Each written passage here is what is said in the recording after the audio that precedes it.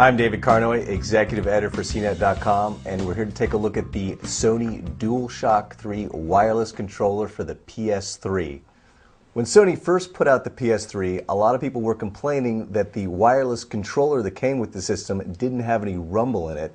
Problem was, Sony was in a patent dispute with the folks that made the technology behind the vibration feature, but now they've patched things up, and Sony's come out with the DualShock 3, which has the vibration.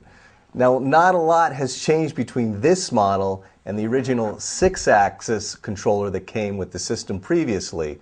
As you can see, they look a lot alike, and they really are identical.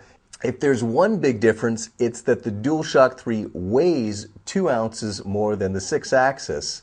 And for some gamers, that's good news because they didn't like that this older model was a featherweight. It really is a little bit too light in your hand for some people's tastes. Concerned about rumble support for some of the old games out there, Sony is providing software patches for certain games, and obviously a lot of games forward will have the rumble support in them. There isn't a whole lot to complain about here.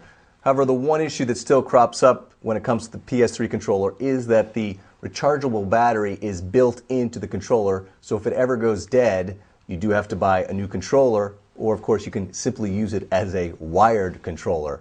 Also, this model doesn't ship with a USB cord to charge it. We thought Sony was a little cheap not to include the cable, especially since it's already charging a few extra bucks to have the added rumble feature. I'm David Carnoy, and that's the Sony DualShock 3 for the PlayStation 3.